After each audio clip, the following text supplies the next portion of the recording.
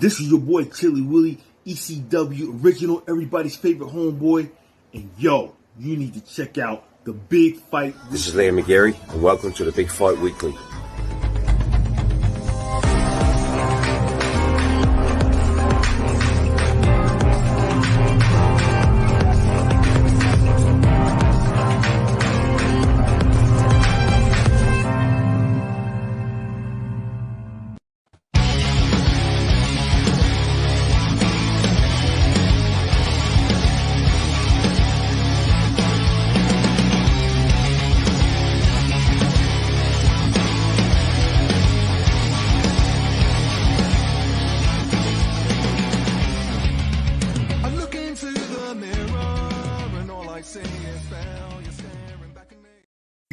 Yo, this is Stephen USSR Robinson on Powerful.tv, a Big Fight Weekly for a special fight at Focus with Chris and Stu.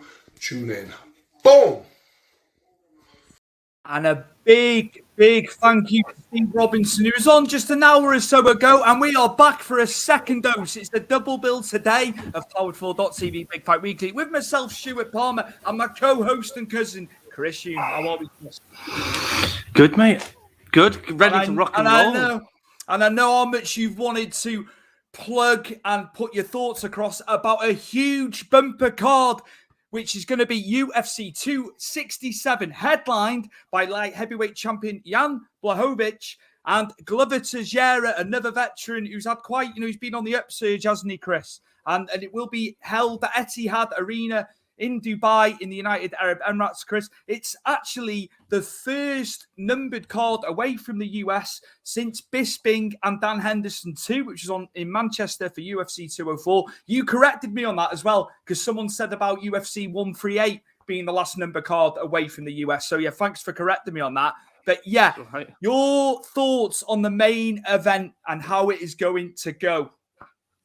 Well, let's just start off... with Jan Błachowicz and Glover Teixeira's really good runs. Jan from, getting the title, and Glover Teixeira from, his title shot against John Jones all those years ago and then getting himself back on a run. Let's look at Jan Blachowicz last four fights.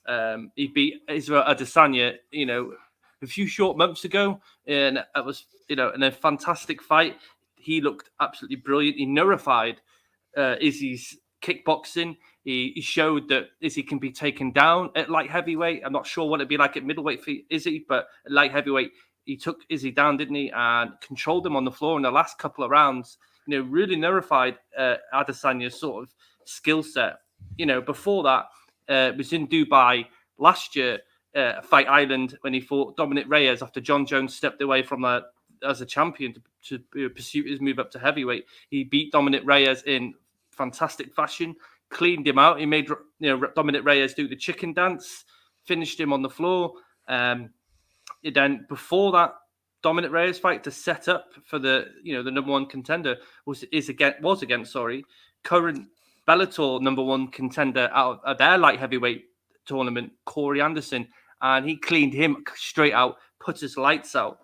They've had a few back and forwards over the last couple of weeks. I don't know if you've seen Corey Anderson and Jan Blachowicz. No, please digress on that one. I'd like to hear how that's been going. He's basically, Jan's sort of saying, Corey isn't good enough, and that's why he's gone to the B leagues, and that's how he's becoming a number one contender. They have fought before. Jan knocked him out, and Corey Anderson beat him just more or less for the grappling on the ground. But we haven't really seen much of Jan Blachowicz struggle on the ground, but that was one fight in particular. But he did get his revenge and knocked Corey Anderson out before Corey Anderson then obviously skirted off to Bellator. Okay, we go to Glover Teixeira. Glover Teixeira's had some big hitters, on his way up to getting this title shot. He fought Thiago Santos, and that was a really grueling fight for him. He did get dropped by Thiago Santos, but he used his grappling again and controlled that fight and ended up winning that fight. Anthony Smith, looked like he was struggling in the first round against Anthony Smith, but he turned it round, knocked Anthony Smith's teeth out through the guard, didn't he? The mouth guard. And Nikia Krotov, who was one of those sort of fighters coming up through light heavyweight. People were thinking he was going to do the next big thing. Nope, Glover Teixeira stopped that hype train, completely derailed it. And this is where we're at now. Jan Blachowicz versus Glover Teixeira. Two older guys for the division. You know, Glover Teixeira is in his, I think he's 41, 42. Yeah, he is, mate. Yeah. Jan Błachowicz is in his late 30s. But, you know, from looking at both guys here, and I'm just going to take this image off the screen. No problem. They are seasoned, but still looking extremely good. Now, if we go into the fight, Glover Teixeira, I look at his last fights, and I did a bit more watching of it today. And, you know, his boxing has come on so much from that John Jones fight. I know John Jones fight, I think he dislocated or he did something to Glover's ligaments into his arm and he couldn't strike. But if you look back after that, Glover Teixeira's striking it has come on so much. His combinations up against the fence, up in close quarters, in the pocket, his combinations are fantastic, really, really, really good. But like I say, his takedowns and being able to hold these big guys down and actually maul them on the floor, not just with strikes, he's got a lot of good submissions wins as well as Glover Teixeira. I just don't know if he can do that against Jan Błachowicz with a guy who's defended 65% of takedowns in UFC. Imagine he could break through and do that, though. I know, looking at, as you said, you put up a number there. Imagine he could overcome, you know, that and be successful with that. But it's possible. How do you feel on that one? Do you think he can do it? I think if say Jan Błachowicz drops Glover Teixeira, because Glover Teixeira has been dropped, he is a bit chinny now, but you've got to look at his 41, 42 years of age. You know what I mean? Your chin isn't going to withstand forever. And he's been in with some heavy hitters, Anthony Smith, Thiago Santos, all heavy hitters. I think if Jan Błachowicz gets too excited, he drops him and runs into the guard of Glover Teixeira. I think that's where I think he's going to get in trouble, because if he shows his hips, as soon as he goes into that guard, Glover Teixeira, he did it to Thiago Santos, he did it to Anthony Smith, and he'll sweep them and he'll use their own momentum against them. I don't think he's going to do that to Jan Błachowicz. I think Jan Błachowicz, you saw how good he was with his kickboxing skills against one of the best in Izzy Adesanya, and he played on the outside. And when he had to come in, he came in, but he went straight back out again and circled. I think he'll do this to Glover Teixeira. I think he's going to put him up against the fence. And even though Glover Teixeira is quite good with his boxing up against the fence, I think this, as Jan Błachowicz puts it, he used that Polish power only. He used that Polish power. And I think he's going to drop Glover Teixeira. And I think he's going to knock Glover Teixeira out. I myself personally think he's going to beat him in the second round, and I think he's going to use that, as he says, Polish power and KO Glover Teixeira in the second round. I think it's just the power and the momentum Jan Błachowicz has after the Izzy fight. Not saying Glover Teixeira doesn't have any momentum, but you just beat him one of the best pound for pound fighters in the UFC currently in Adesanya. I think that momentum is going to keep going for Jan Błachowicz.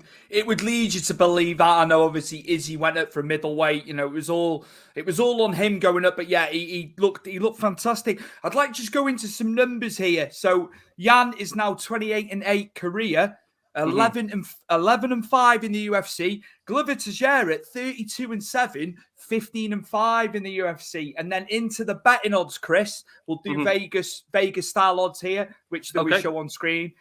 300 minus 300 favorite is Jan. So going to what you're saying, and then a plus 235 for Glover Teixeira, and Błachowicz, get your words out, not lost since 2016 against Alexander Gustafsson. But then, as you said, Glover is on a 4-fight win streak himself. So it is perfectly poised, Chris. There's the numbers behind the fight. And don't forget, they both have lost to Gustafsson as well. Don't forget, in that division. And Gustafsson knocked out Glover Teixeira in a last round in Sweden. Really badly knocked out Glover Teixeira. But Glover Teixeira is, he's like a Duracell bunny, isn't he? Just keeps ticking away. You've got to be hats off to him. In this day and age of MMA, where you're getting so many newcomers and different facets and multi-skilled fighters, and he's still there beating these guys to get a title shot. I'm interested. I like Jan Błachowicz. I think he's just an all-round good guy. You've seen it in interviews, the way he portrays himself, and so does Glover Teixeira. I don't mind who wins or loses this fight, but I got to go for the European guy in Jan Błachowicz just because of what he's done in his last fight. He's one of the best pound for pound. There is no question of that. We look forward to that at main event, Chris. I know how much you've been looking forward to this card. Are we going to move on to Peter Yan and Corey? Have we got any comments before that? Is there anything in? We have one, Lewis Young. Hello, Lewis. You were watching us earlier on as well. How do you think the main event will go, Lewis? Me and Chris would like to hear what you think. What's your definitely. prediction for that? And moving on, Chris. Well, we covered it when it was obviously Peter Yan. And I'm just going to go straight into You've been very vocal about Aljamain Sterling. You said on that night the disqualification loss. Obviously, he won the belt, didn't he? But the thing is, I know how much you said it was an Oscar-winning performance from Aljamain Sterling. 100%, mate. I'll put it to you this way, and then people that are watching will hopefully share the same opinion. Petr Yan was in control of that fight against Aljo Sterling.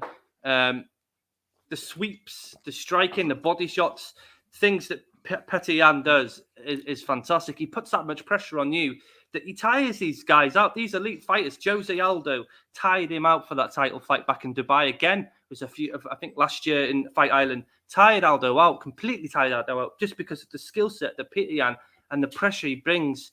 He's fantastic on the ground. And I think, if you look at Petr Yan, when he takes you down, he's absolutely a beast when he's got back control, and it wastes no time, and getting guys out of the octagon.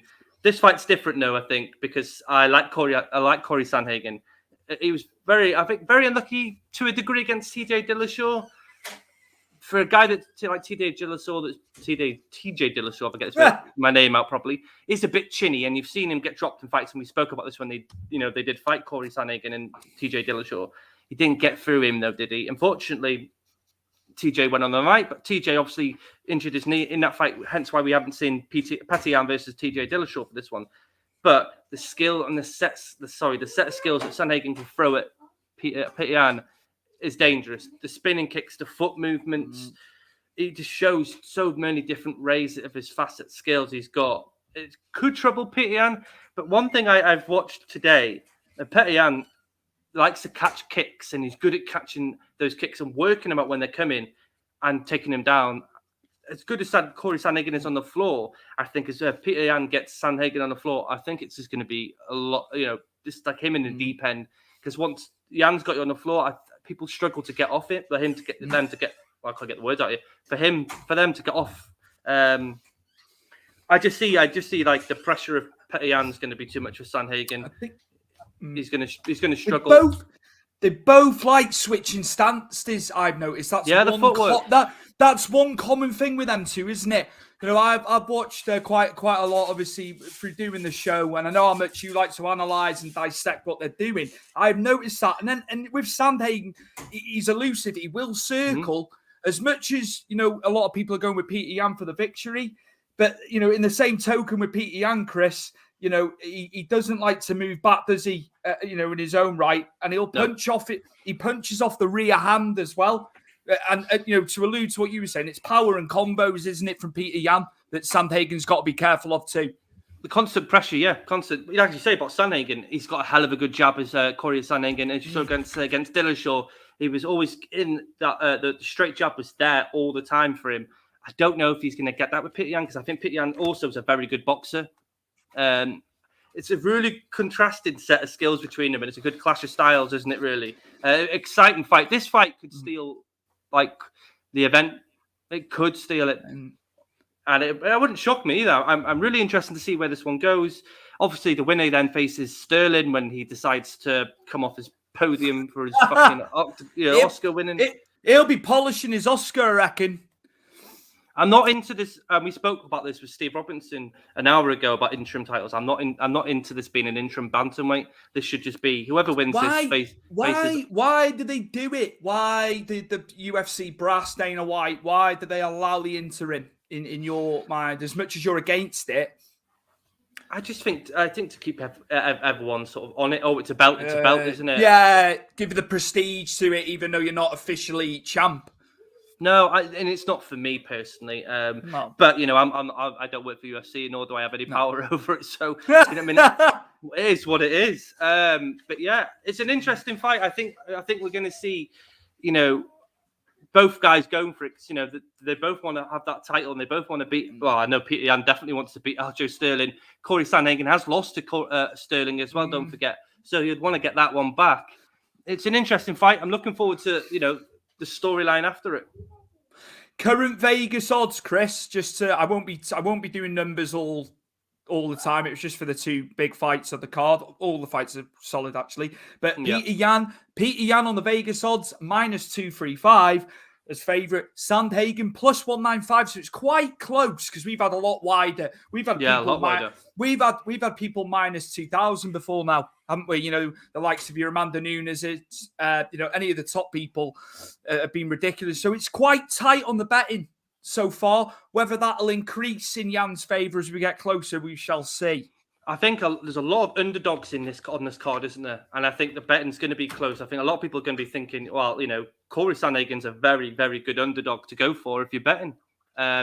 So, if you've got a bit of money and you think Corey could do it, why not put, a couple of quid on him? Absolutely. Are we ready for Makhachev and Hooker, Chris? Oh, no. Here we are. Ramel, Miro TV. Sup, guys? Sure, it's late in the Philippines now. So good to have you on again, Ramel. And Ramel, if you've got any thoughts or feelings on the card and how you think it's going to go, put your comments in, man. We'd like to hear from you. You're well-versed, aren't you? Yeah, Islam Makhachev 20-1. As Chris has put in the title there, on New Zealand's very own BMF, Dan the Handman Hooker, who himself is 21-10. The thing I was looking at, Chris, numbers again, was the reach advantage of Hooker at 75 inches, Chris, with Islam Makhachev at 70.5. Do you see that being a factor? Maybe if Makhachev's pushing Hooker against the fence, but Hooker is quite good off the fence, using his reach from his legs. He's a tall guy, so he's good at push kicks. The jab to get him away from Makhachev, it could possibly cause some sort of issue for Makhachev. I think he's that type of elite fighter as Makhachev that I think he works around that. You saw it against Moises in his last fight that, he had a bit of trouble now and again with the striking. Wasn't scared to go in there and strike back with Moises. I just think Dan Hooker's, he's fought, a couple of weeks ago on UFC 266, which you got to give hats off. He had all those problems with his visa trying to get in, and to take this fight on short notice, it's hard to train for someone like Makhachev when you're not in New Zealand with the guys that you normally train with, and trying to find someone who can sort of mirror image Makhachev in this fight. I can't. For being short notice, is going to be a really tough task for Dan Hooker. But I can see him maybe winning a round or two. Maybe winning a round before I think Makhachev will get hold of the fight, and I think he'll drag Hooker down to the ground. I think he'll just control him. You might see some submission attempts from Makhachev. You're obviously going to see a lot of Dan Hooker fighting off his back. I didn't realize this, but Drew Dober beat Dan Hooker, and Makhachev wiped the floor with Drew Dober. So I know you can't really go off that.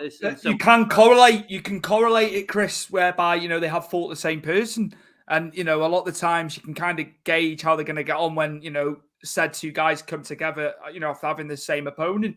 So it does beg the question sometimes. Yeah, I think with me, I think Makhachev's is going to take control, and I think probably from the second round, maybe the last minute or so in the first round. Once he's figured Dan Hooker out, I think he's just going to take Hooker down and give him a really bad beating on the ground. Like I say, he's going to go for submissions because I'm sure you'd want to finish. Dan Hooker is in the top 10. That it's a big escape for his for scalp for Makhachev for Hooker on there because Hooker's fought some of the best in the division, had some amazing fights. Dustin Poirier. I wouldn't say Michael Chandler because that didn't last very long. But, the fight against Dustin Poirier, Paul Felder fights, he's been in and fought and had wars. Yeah. So it'll be a good scalp for Makhachev going forward. I don't think Dan Hooker's the guy to derail the Makhachev train. There's a big fights coming up for Makhachev if he was to win this fight. Once everything plays out in the lightweight division, because obviously we've got Chandler and... Chandler and Justin Gaethje, and we've got Oliveira and Dustin all to come. We've got Chandler and Gaethje next week, and then in December we've got Oliveira and Dustin Poirier for the titles. So I think once that plays out, we'll find out when Makhachev sort of lands. And Absolutely. So, yeah, I just wanted to say as well, Makachev last lost in 2015, Chris. Dan Hooker is on a 2-fight win streak, as you alluded to. Lost to Poirier by a second-round decision. 5-round decision, sorry, should I say. Yeah. And again, I had it on my notes here. Dan Hooker back in, only 5 weeks notice for this fight. As you said, that could be a factor. That could be a factor which benefits Makachev. Are we moving on, Chris, or have we got some comments? No, we're moving on, Paul. Right, I'll let you take the lead on this one, as we have Li Jingliang against Khamzat Chimaev. I know we've spoken about Chimaev at length, Chris. Another one of your ones that I know you like to watch. So yeah, how do you feel this will go at welterweight? As you can see on the graphic there, how's this one going? Oh mate, I'm excited to see Khamzat Chimaev back in the octagon. Obviously he had COVID, didn't he? Was supposed to face Leon Edwards, which would have been a very interesting fight. That got postponed twice because they both got COVID. But unfortunately for Khamzat Chimaev, he trained through COVID and got the worst part of COVID, which he's been out for quite a while now. I think he last fought last year actually, Chimaev. I think this is a tale of Li Jingliang has the power, the knockout power. He's knocked out a few people. The Argentinian guy, his name's eluded me. He knocked him out in this last fight. He was very powerful, Li Jingliang. But the thing is, Chimaev has got fantastic. Was it Posner? Posner-Evo. Yeah, I thought so, mate. Yeah, which is a good. It was a good victory. It was a good victory, wasn't it, Chris? Considering he was doing quite well, wasn't he? He was on a good run. He was on a good run. The thing is, it's like I say, Khamzat's got fantastic takedowns. He trains at All Stars. He's got some big dudes in All Star gym. Not just as Gustafsson, and Manowar was there, wasn't he? Jimmy Manowar. But he's got Jack Horizon, who's in there. He's one of the best grapplers in middleweight, and he's got that to train with. The thing is with Chimaev is he's that Eastern European wrestling, and we've seen it time and time again with Khabib, Makachev. They've all got this really good pedigree with takedowns, and I think if Li Jingliang can't knock out Chimaev, Chimaev's going to play with him on the floor. I think he's going to destroy him on the ground because I don't think he's got anything to answer for. And I think Chimaev probably want to have this want to get a finish here to put himself back on the map. He's been away for a while. People might have forgot about him. He goes and beats Li Jingliang. Li Jingliang's up there in the top 10 or maybe the top 15. Chimaev's in the. I think when we looked at it, I'll get it up now. Actually, Stuart. Use it. This is good. You bringing this in actually. Just give me a second. No problem. As we were saying, what a card this is going to be. And there as you you go. can see, there's your rankings. Yeah. So 3-0 in the UFC, Chris. Yep. Chimaev there, working his way 21. Can't find Li Jingliang now. Where are you? I did have him before, but he's obviously eluded me now. There we go. It's quite. If Chimaev can get through that, he's going to be right up there, isn't he? If he takes out the number 10. Yeah, and Neil Magny has called him out numerous times as well. So if he can beat Li Jingliang, Neil Magny versus Khamzat Chimaev could be a big possibility. And then you look above then, and who we could fight after that. There's Michael Chiesa, Jorge Masvidal, obviously Leon Edwards. We've got that to look forward to. Shark infested as you work your way up. Yeah, but it could be Imagine that, Kamaru Usman, who's got fantastic wrestling, against Khamzat Chimaev, who's also got fantastic grappling. It's mouth-watering to see the potential. Absolutely. So, yeah, great with the graphics there, Chris. I like that, looking through there. And then, are we going to move on to Makwan Amirkhani versus our very own Lerone Murphy, Chris? Yes, we are, mate. And I'm looking forward to this one. We love our domestic fighters, to me and Chris. So, yeah, how's this one going for you? What would you reckon? Okay, I think Leon Murphy. Sorry, he's got really good takedown. I think he's going to make Amirkhani is going to struggle. And he saw in Amirkhani's last fight when he couldn't take the personnel. I can't remember who he fought last. It's gone past me again. But he struggled, tried to go for that takedown. It got stuffed over and over again. Tied himself out on his back and got finished. I don't think he went to decision. Leroy Murphy, as you've seen in this last fight against De Silva, Claudio De Silva went the whole round, but the Claudio De Silva fought, I think, a few weeks ago and knocked the guy out. So you can see that Leroy Murphy's fight against him was justified and how well his skill set is. I think Leroy Murphy's just, like I say, great takedown defense. He's got a really, really good cardio. He's slick with his boxing. He's very good with his knees. He's very good up against the fence as well, using that clinch work. Very in and out. Like I say, very good footwork with Leroy Murphy. I think he's just going to stuff Americani's takedowns again. He's going to see in this last fight. He's going to tire him out, and I think you're going to see probably a first-round finish for Leroy Murphy. And I think I'm going KO for Leroy Murphy. I think he's got a lot to do, Leroy Murphy, but he's got the skill set, I think, to go further. There you go. Put your money on a KO victory. Chris has said it first for Leroy Murphy, and there we go. Ramel, Jan is going to establish himself as the best light heavyweight in this fight after all the smack talk Anderson said in the last Bellator event. Chris? No, he's right. Like I say, they've had back and forwards. There's Anderson and Błachowicz, but, Corey Anderson is a good fighter. I don't think he was ever going to be a champion. I don't think he was ever going to contend for the championship. But, he's done well to Bellator. And as you say, he's gone there and he's getting paid and he's getting more money than he did in the UFC. So I've got no complaints. You know what I mean? As much as you're doing it to fight, you're a businessman as well, aren't you?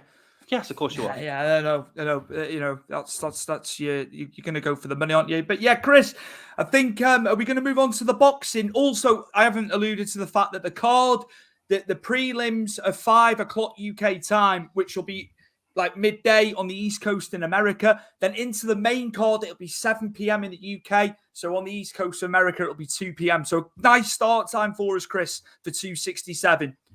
Yeah, I'm really looking forward to that, and I've got no football to distract me in the process. So. I'm glad. You're winning. You're winning on Saturday, mate. Much less than what Everton did.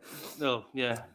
Before we go into boxing, Stuart, I'm just going to give a quick promo for our video we just done with Steve Robinson, a minute video. Absolutely. Get it fired up. Nice one. Team making of the takeover. Now, I wanted to ask you this, but Dan's putting it to you, which is great. Bit of football to close out. Dan, do you know what it is? It's pissing us off, all these people saying that's a disgrace, Newcastle are the richest club in the world, it's this, it's that, it's, you've got jealous. Politicians are bringing it up, TS Farmers bringing it up, listen, and them same dickheads will be the ones buying World Cup tickets and going to Qatar, a place that have got the exact same beliefs as Saudi, right? But the same people who are sitting calling will be going to Qatar and will be buying World Cup tickets. So everybody can piss off and appreciate we're being a shit team, right? With 52,000 people in the championships. Still, we had the highest attendance ever in a championship. And we've done this with no glory for 58 years, okay?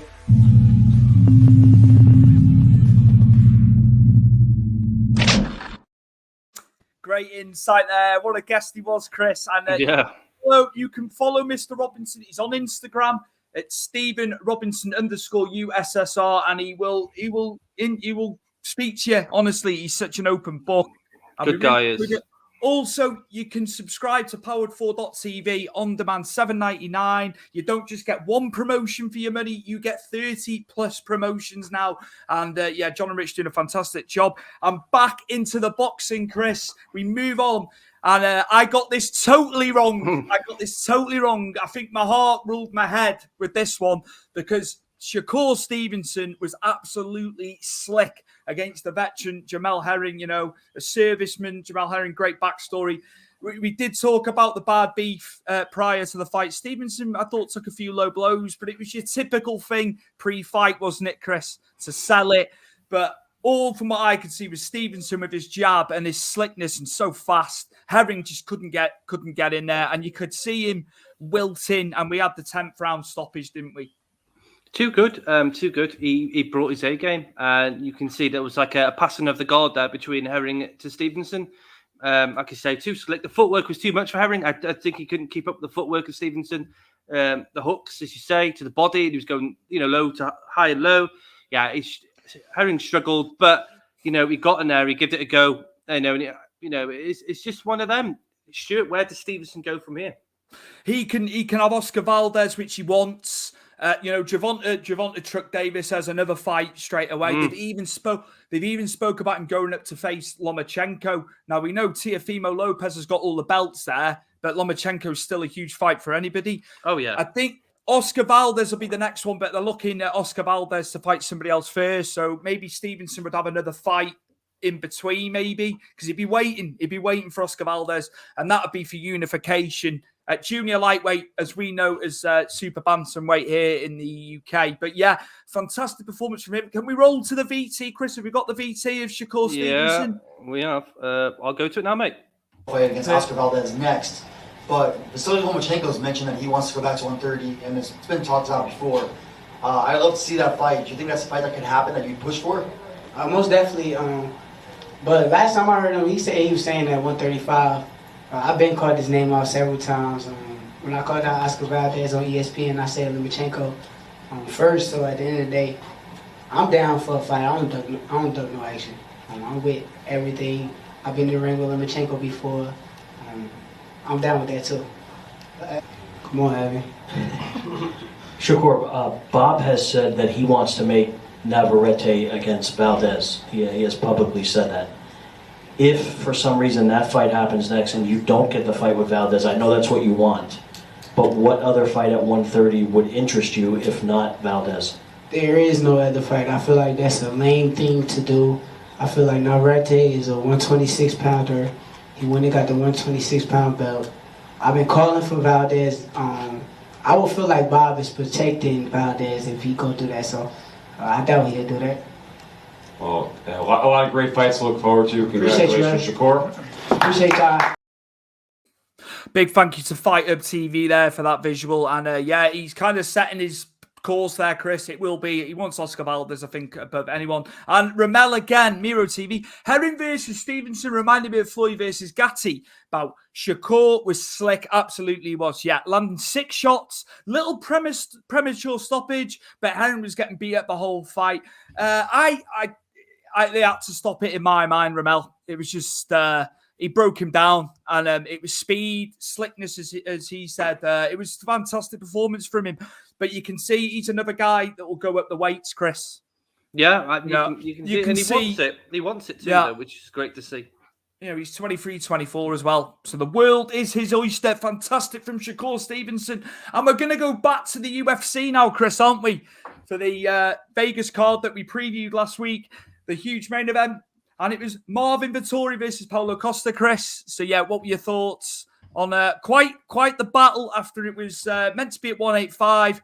We heard about Costa's problems making weight. He was well over 200 pounds, wasn't he? And, you always say the dedication sometimes is lacking from him, isn't it? Also, we talked about, his fight with Kelvin Gustling. He pulled out because getting a hair transplant. Well, watching this fight, I don't think the cameras did it any justice, mate, because I saw a bald spot right on the crown of his head. So, which you can see there in the graphic, actually. Yes, you can. So he obviously needs to get that done because he's been done over there. Okay. We're going to minus the weight issues because that is hot topic. We all know that Costa did not come in on weight. And he was I think it was like 205. Apparently, someone said he wasn't that far off from Miocic when he fought Ngannou too. Bloody hell.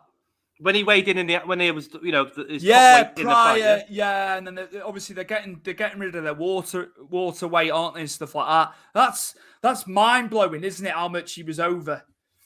Yeah, I'm shocked, and again, like I say, it's dedication, and Dana White's come out and said he wants him to stay at 205. Costa doesn't want to, but if Costa can't make the weight, then unfortunately he's going to have to bow to what Dana says. But let's get into the fight because the fight was crazy. Absolutely fantastic it was, and I'll let you go first. I wasn't expecting much. I thought that Costa would gas quite quickly, and he did gas. Heavy breathing he was. But I think for both of them, not on that. Well, yeah, I'd say Costa's quite a natural heavy guy, and so is Vettori. But they cut all that weight, and they're used to that weight at 185. So you can say, well, Costa didn't have to cut much weight, but you're having to carry that weight that you don't normally carry. it does cause issues. Didn't cause Vettori issues. I think Vettori's just he's a cocky twat, isn't he? And he was with Izzy when they had their press conference. But I like all that. I like all that sort of personality. But it didn't. Vettori had no problem. We didn't really see much of a takedown in this, and I thought Vettori might have gone for the takedown. It was all out war. I was really impressed with Costa, though. Even though he was gassed, his leg kicks, every time he threw a leg kick, you could hear the smack against the leg or the stomach or even the head of Vettori, and it was hellacious. You could hear that, the proper bang to it. And, he caught Vettori a few times, not just with the kicks. He caught him with the overhanded rights. He caught him with the jabs, the hooks. He tried to get as much as he could out of himself, even though he was tiring. Vettori looked good, though. I got to say this. Vettori, even going up a weight, surprised me. Everything Vettori did. You felt prior. I felt it's gonna be in Paulo Costa's wheelhouse. This, but Marvin Vettori did well, and he struck with him. He struck with him because we were obviously saying, is he going to take him down? And he did get him down, didn't he? But obviously it was very brief, wasn't it? But he stuck to his strike. He stuck to his striking with one of the most feared strikers, in the whole of MMA. And I think going forward now, I think Costa could do a world of good if he stayed at 205. He's got the physique for 205. Yeah. He needs to manage his cardio better. He needs to manage his professionalism better when it comes to, being in the division for that weight. But I have to agree with Dana White, and I think he should stay at 205. I think he could be a menace at 205. He doesn't have to cut all that weight to 185. And okay, he's the bigger guy at 185, but that doesn't probably give any issues to Izzy because Izzy knocked him out as well. No, I think Costa should stay at 205. I think Vettori, obviously, it's going to be an issue for him because does anyone want to see him versus Adesanya 3? I don't think so. I think he's going to have to fight whoever, like maybe the loser of his name's now Derek Brunson and Jared as well, because obviously they're fighting in January. Obviously, yeah. I don't. It's difficult for Vettori because he is stuck in a bit of no man's land because he's fought Izzy twice now. Maybe if Izzy leaves the division, goes up to 205, it could be then in prime spot because I think Vettori beats everybody in that division if Izzy leaves. I think Vettori can be middleweight champion. I think he's just got too much for a lot of people in that division. Absolutely. What a performance from him. You always feel like he's going to, as he worked in previous fights at middleweight, he was taking people down at will. But it was good to see him striking a guy who we know can strike. Also Michael Bisping on commentary. He knows better than most. Chris, he was saying about being at light heavy. Himself, he was a light heavyweight, wasn't he? Initially in the UFC, and he's saying about the weight and cutting the weight and then going down to middleweight himself. So he understood, didn't he, what was going on, surrounding Paulo Costa and the weight issues. Hey, to be fair, Michael Bisping did really well at 205 when he first broke into the scene. He lost a razor split decision against Rashad Evans, which then Rashad Evans fought Forrest Griffin for the title. Yeah, straight after that fight. So, he knows. Yeah, I do agree. Bisping is a really good commentator, great analysis, but he's got the stories to back it up to go along with it. He knows full well, doesn't he? It was good to hear that. It was good to hear him. Ramel, last week's fight schedule is crazy as hell. I started watching fights as early as 2 a.m. with 2 monitors on. Watched Glory 79. Rico showed why he's the king of kickboxing. Finished with a New Japan Pro Wrestling event. I did notice you had a load. You had like a list of your schedule, Ramel. That's good going, that, because I can't sit and watch all that. So that's me and Chris tip our hat that you managed to watch everything. Yeah, he was going for gold last week, was wrong. Absolutely. Are we going into our UK fighters on the Vegas card, Chris? Yes, mate. We're going absolutely. Mason Jones, a fellow Welshman as well, and a fantastic win for him against David Anama, Chris. So another victory for Mason Jones now. And what next for Mason Jones, Chris? I'm going to ask first before we look at the fight. Wow, that's a good question. I think Mason's a lightweight, isn't he? I think he is. I've lost my plot here. I think, he is. Yeah. 155. Right, give me a second, and then we can all have a look together. Where we can go with the rankings. I've got to find him first. No problem. It's fine. I think he'd be quite far down, actually. There we are. There you go. Mason Jones is ranked 53. He got Paddy there. Look, round 56. But these mean nothing. At the end of the day, they're just That could be a good fight, though, couldn't it? A Battle of Britain with Paddy. I think Paddy's got bigger fights on the horizon, if I'm honest, though. But Jai Herbert's there, who we'll talk about in a minute. He's ranked 39. The Casey's there. There's a few Brits, He's if we go back to Mason Jones, there's a few fights there I think he can take. Michael Johnson's up there. That would be a hell of a good fight. Obviously, Alan Patrick, he was quite adamant in the post-match fight that he wants cut from the UFC because he didn't want to fight and he went running. Look, there's a lot of fights there for him to have. And how did you feel Mason Jones got on in the fight with Anama? Don't forget now, Anama's a 145er, yes? So this is his first fight in the UFC, Anama, and he impressed me because he was striking Mason Jones really well, and he was causing a lot of trouble with the jab and check hook over the top when they were both coming together in the center of the octagon. Mason Jones has come out and said in the post-fight that he did gas, which, it's understandable. But it's just one of them. I think that the octagon control of Mason Jones, using the judo flips, putting him on his back and really putting a lot of pressure on him, even though he was gassed, he looked good. But it's just one of them. It happens. I think he can go back, work on that, and then, come back and fight again. Like Michael Johnson would be a hell of a good fight there for him. They're all, what's crazy as well? They're all trained down in South Wales. South Wales is like a hotbed. They're at a level in those gyms. It's crazy, isn't it, Chris? We always talk about, you might have to go abroad to get your camp. But it seems to be there's some really decent training facilities and regimes in these Welsh gyms, isn't there? They're not leaving. They're not leaving like their hometown as such. Which is good to see, and we always, again, as you said, we used to speak about that Brits have to go abroad to learn the wrestling side, and because obviously you remember back in the day, Brits were really good at striking, but didn't have any, they didn't have any sort of defense against a wrestler. But now that you're seeing the guys coming through, especially from Wales, they've just got it together, and they've got the right gym, the right coaches, and I'm really excited to see where all these Welsh guys go. Absolutely. We're moving on to Jai Herbert's fantastic performance against Karma Worthy. A vet of the game. Paul Felder had said they fought years and years ago. And as you've said in the headline there, Chris, in a little over 2 minutes, he puts him away.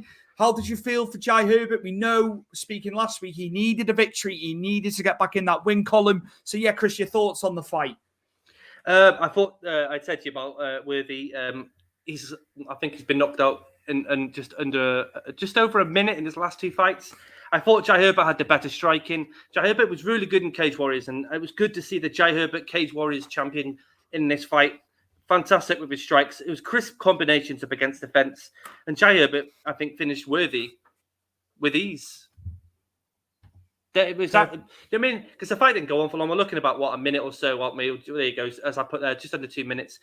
Jai Herbert looked really good. I think he needed this for his confidence. He's fought against two big guys in his first two fights, so you got to. I'm not going to give him too much grief because it is what it is when it comes to that. He was unlucky against Trinaldo, against Mascherano. Mascherano's very, very good. He's been in there with some big fighters, so it's all learning curves to Jai Herbert. But he's got to win now in the UFC, and let's hope now we can get this train going for himself. Absolutely. Good win for him back in the win column. We look to see on his next outing who he gets, who he takes on. And another fantastic card. It delivered. It delivered, did UFC Vegas. I felt, Chris. It's solid, wasn't it? It's a solid night of action again. So a good precursor for obviously 267 and 268 on it, Chris.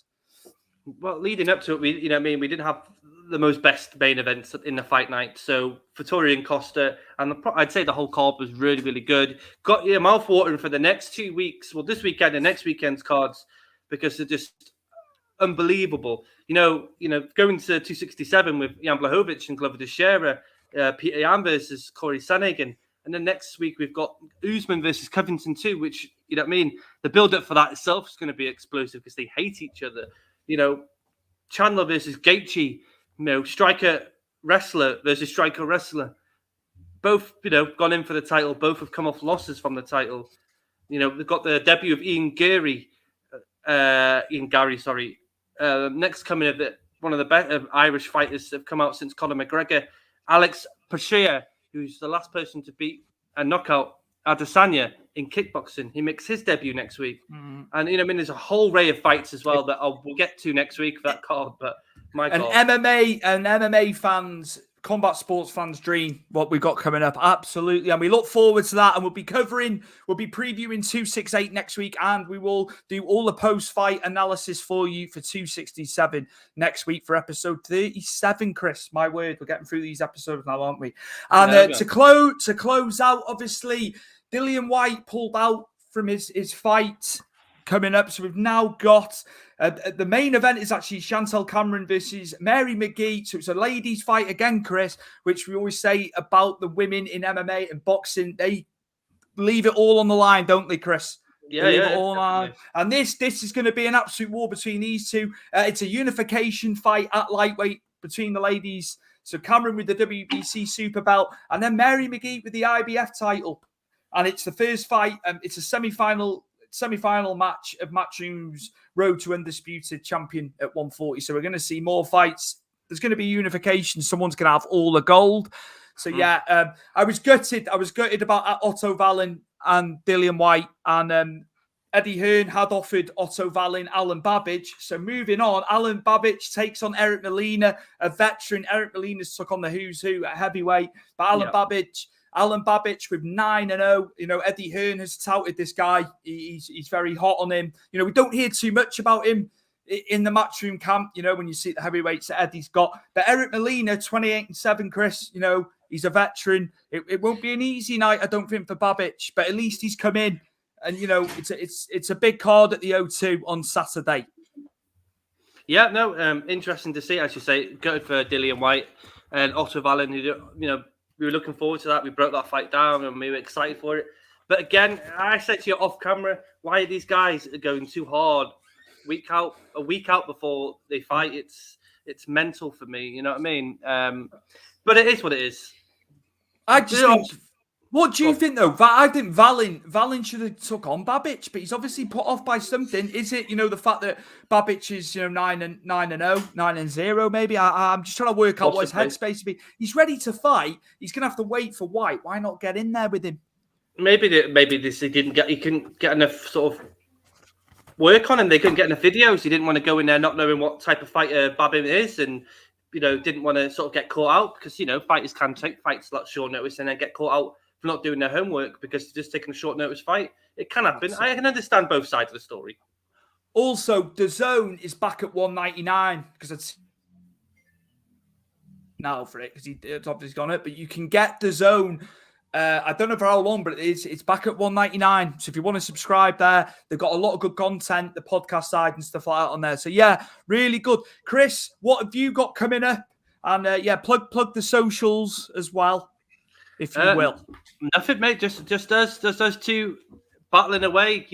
I want to talk about our podcast as well. We've done fantastic numbers over the last 4 or 5 days, Stuart. We're really, really, really happy, and we thank you all for downloading our podcast on Apple and on Spotify and all over the sort of platforms.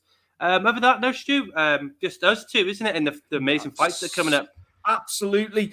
Thank you for your comments and your reviews on Apple. It's on Chris's Apple account, so we can see a lot of American fight fans, and it's been nice, hasn't it, Chris? That they're really respectful about what we're doing, and we're honoured. We're honoured to be humbled. It's great. It's great getting reviews. It makes it worth it for us. We enjoy doing the show first and foremost, but we're made at Apple and Spotify, being fantastic. But you can also find this on other podcast apps as well if you don't use them too. Yeah. So we will be back. I think we'll be back next Monday, Chris, won't we? For episode 37. Yeah. That's fine by me, mate. So we'll review 267. We're a bit later this week. Work commitments and stuff like that. But thank you very much. Thank you for watching the Fighter Focus with Steve Robinson as well. Yeah. And that will be available in audio form probably by tomorrow. Fantastic. Thank you all for sticking with us for 2 episodes today as well. I know it's kind of like bloody hell, but we thank you all for your comments. All lovely comments, and we really appreciate it. Just keep them coming. Absolutely. And we will see you next Monday We have been Powerful.tv Big Fight Weekly. Thank you to John and Rich for giving us the platform as well. Chris, also, I'd be remiss to say I love the way you've done the graphics as well. We've changed our graphics. Chris has been working hard behind the scenes with that as well. So yeah, really great job, mate. Great job. Fantastic on the producing. And we will see you next Monday for episode 37 of Powerful.tv Big Fight Weekly. See you next week.